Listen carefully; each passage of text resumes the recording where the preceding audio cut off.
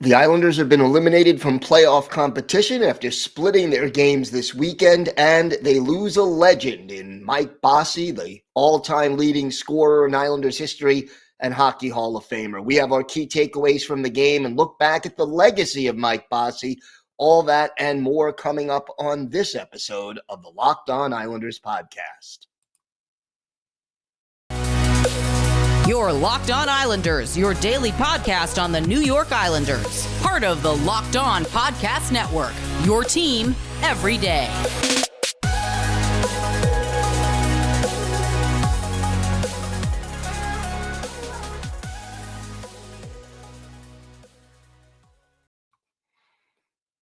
All right, everybody. Welcome to the Monday edition of the Locked On Islanders podcast, and hope everybody had a good holiday weekend. We had Easter, Passover, and Ramadan all happening at once. So whatever you're celebrating, hope you enjoyed it.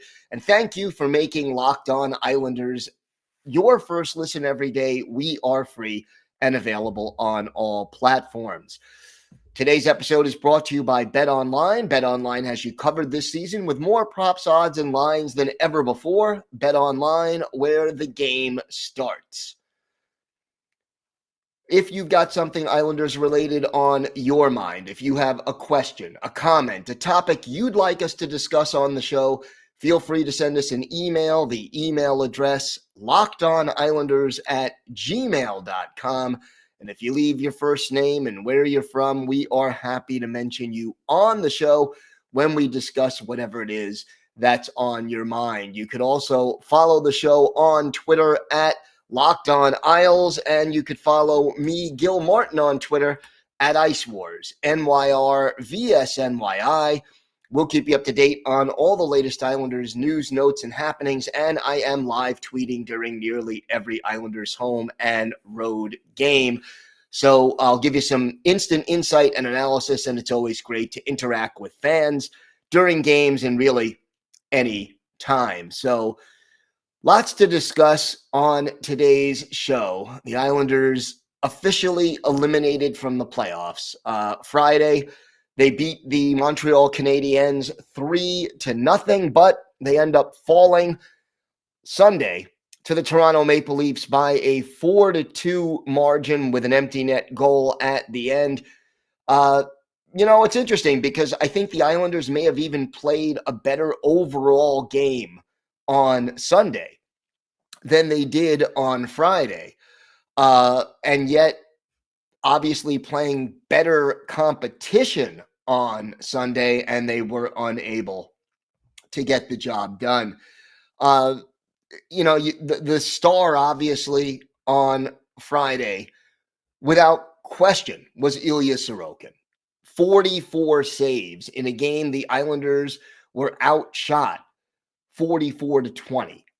And yet they still managed to find a way to win the game. You had no scoring in the first two periods, and then Zach Parise gets the game winner. Noah Dobson scores. Brock Nelson gets the empty netter, and the Islanders escape. And it was an emotional night in Montreal.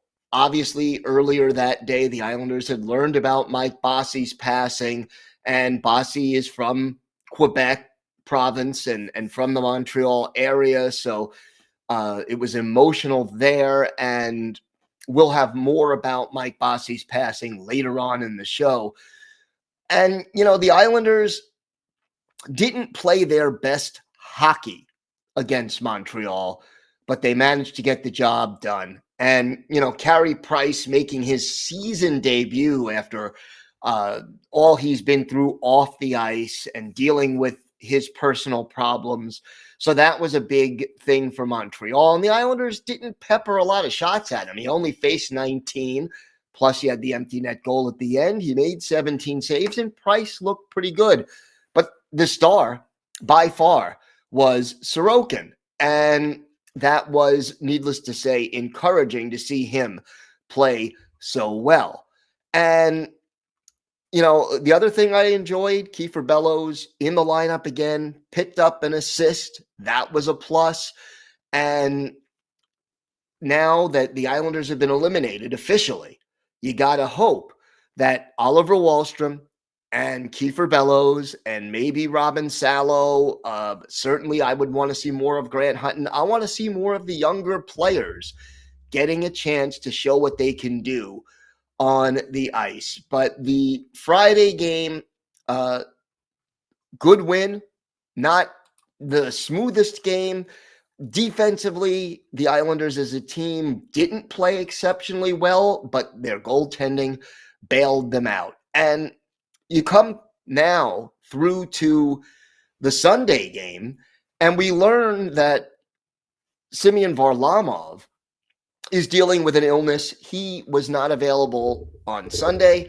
And it's interesting what the Islanders did. They recalled Kenneth Appleby to be the backup to Ilya Sorokin with Varlamov unavailable. And why did they do that? Well, here's the situation. The Bridgeport Islanders are fighting for that last playoff spot in their division in the AHL. And to call up either Jakub Skarek or Corey Schneider would leave the Bridgeport Islanders shorthanded in their final 4 games of the year, 2 this weekend, 2 this past weekend, 2 this coming weekend.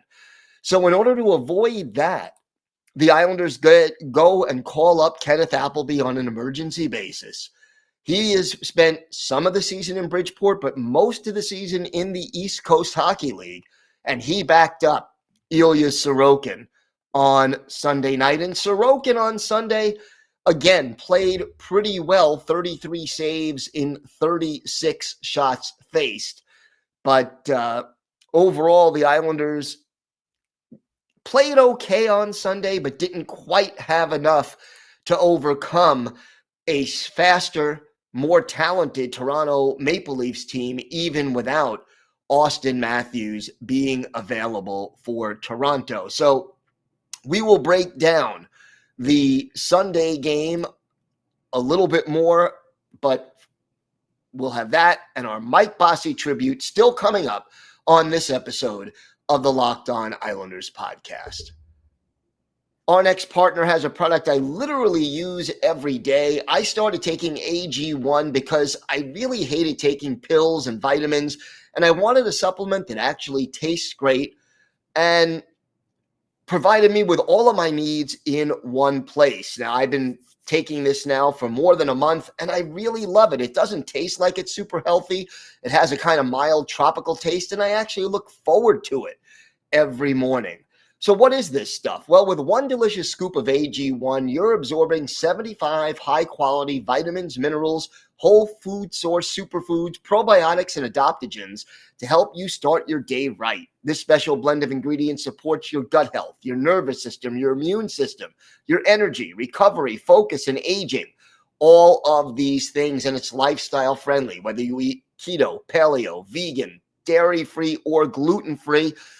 It contains less than 1 gram of sugar, no GMOs, no nasty chemicals or artificial anything, while still tasting good. Athletic Greens uses the best of the best products based on the latest science with constant product iterations and third-party testing. And it costs less than $3 a day. You're investing in your health, and it's cheaper than your cold brew habit.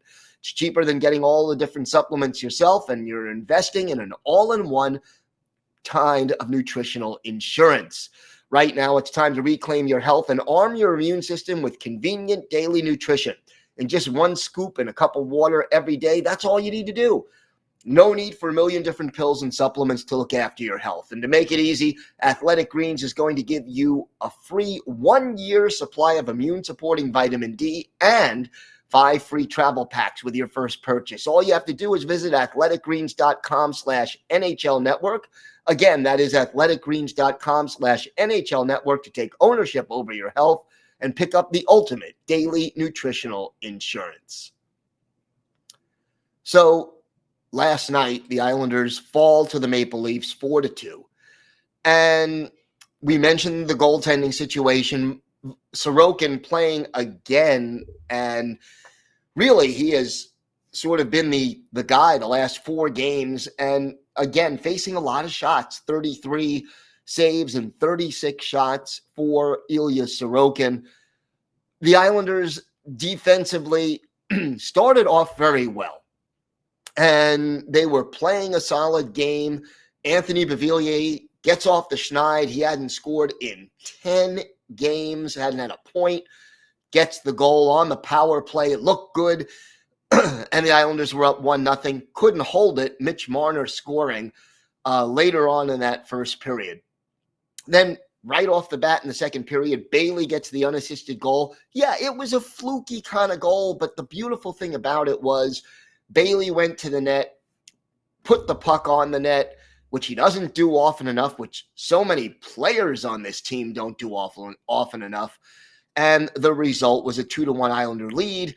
But then, the Islanders in the first period did a great job for the first, let's say, 15, 16 minutes of the game of slowing down the Maple Leafs, of not giving them a lot of room to maneuver and to come through the neutral zone with speed. And boy, I mean, they've got so many players who are skilled and talented and can put you in a bind if they come through the neutral zone with speed.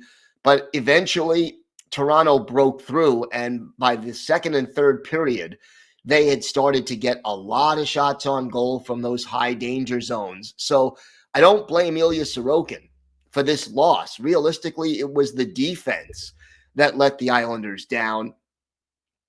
Sebastian Aho played instead of Grant Hutton. Oliver Wahlstrom sits. Ross Johnston is in the game. But overall, it was the defense that broke down. Noah Dobson, -2 in this game. Matthew Barzal, again, continuing to struggle, -2, and just one shot on goal for Barzy. But, the Islanders didn't play badly. They essentially went toe-to-toe with a faster, more talented, deeper team.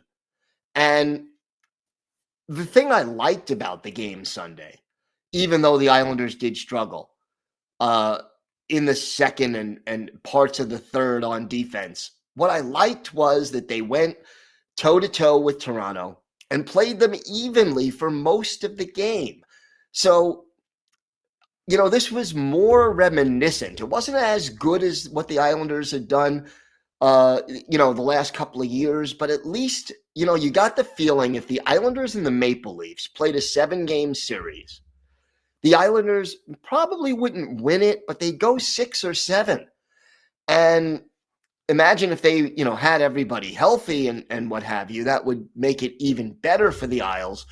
But I mean, if you look at what this team has done really January on, if they wouldn't have had that big COVID outbreak, I am more convinced that the Islanders would have been in the thick of the hunt for the playoffs this year in the Eastern Conference. And it's unfortunate that that is not going to happen. One little note now, Andy Green had 6 hits to lead the Islanders. Who was second with 5? Kiefer Bellows. And that is a good sign to see Kiefer Bellows out there playing kind of a two-way game, and that was important. We talked about Noah Dobson with the -2. He also had 3 giveaways in this game, 4 block shots. That was a plus. That led the team, but the 3 giveaways and Dobson kind of sloppy in his own zone and wasn't always strong on the puck throughout this game. And still, for Noah Dobson, it is still a learning experience when it comes to play in his own zone. And it'll take time, but I think playing this year with Zdeno Chara has helped him, and we're seeing more from him as time goes on. Again, Matthew Barzal continuing to struggle, and the Islanders need more from Barzy if they're going to win more games down the stretch. So, it's tough when you think about it that this team is officially eliminated, but, we knew like two weeks ago when we figured they had about a 2% mathematical chance, according to computer simulations, of making the playoffs. Once you got to that 2% chance, every loss made it almost impossible for this team to qualify for the playoffs. And while it is disappointing that they're not going to make it, the 0-8-3 stretch, largely COVID related, is the main reason they're not going to make the playoffs. And now the burden is on Lou Lamoriello to figure out what he has in some of these younger players, who needs to who is going to be a part of this core going forward, who can be traded. And this team still needs that puck-moving defenseman and a sniper, or at least a couple of more quality goal scorers to get them to the next level. If they get those things, there is no reason this team shouldn't be a real contender again next season, assuming that they stay relatively healthy. So no reason for giving up on this team, but there are things that need to be improved upon. We've seen that throughout the season, and hopefully management addresses it in the offseason. The Islanders lost a legend over the weekend, Mike Bossy, passing away from lung cancer at the age of 65. We'll look back on the career and the influence and impact of the Islanders' all-time leading goal scorer. That still to come on this episode of the Locked On Islanders podcast. Today's episode is brought to you by your friends at BetOnline. BetOnline.net is your number one source for all your betting stats and sports info. Find all the latest sports developments, league reviews, and news, including this year's basketball playoffs and the start of the Major League Baseball season. And look, Stanley Cup playoffs are just around the corner. Do you have an upset in mind? Is there a wild card team you think will be the division winner? Do you have an idea as to who's going to win the Stanley Cup or who's going to win the Conn Smythe Trophy? You can find all the latest odds and info at BetOnline. BetOnline is your continued source for all your sports wagering information, from live betting to playoffs, esports, and more. Head to the website today or use your mobile device to learn more about the trends and action. BetOnline, where the game starts. Today's episode is also brought to you by Built Bar. Have you tried the Puffs? Well, if you haven't, you're missing out on one of Built Bar's best tasting bars. Puffs are the first ever protein-infused marshmallow. They're fluffy, they're marshmallowy, they're not just a protein bar, they're a treat. And like all Built Bars, they're covered in 100% real chocolate. Puffs are a fan favorite with some incredible flavors like yummy, cinnamony churro, coconut marshmallow, or my personal favorite, the banana cream pie. So good, these are going to be your new favorites. And look, most Built Bars contain just 130 calories, 4 grams of sugar, and only 4 net carbs, while packing 17 grams of protein. Compare that to a candy bar, which usually has around 240 calories, 30 grams of sugar, and dozens of net carbs. At Built Bar, they're all about the taste. They make it taste delicious first, then figure out how to make it healthy. And I don't know how, but they pull it off every time. Go to Built.com and use the promo code LOCK15 to get 15% off your order. That's promo code LOCK15 for 15% off at Built.com. Friday morning, we woke up to the sad news that Mike Bossy had passed away at the age of 65 from lung cancer. We had known for quite some time that he was ill and struggling with cancer, and we knew he had gone home to be with his family and that things were not looking optimistic. And yet, even so, Mike Bossy and the impact he had on Islander fans who can remember the dynasty years, and even fans who are too young to remember the dynasty years, but saw Mike Bossy around the Nassau Coliseum and the Barclays Center, interacting with fans and representing the team. Mike Bossy, just an all-around special player and a good person. Mike Bossy joined the Islanders in 1977-78, 15th overall pick in the 1977 NHL amateur draft.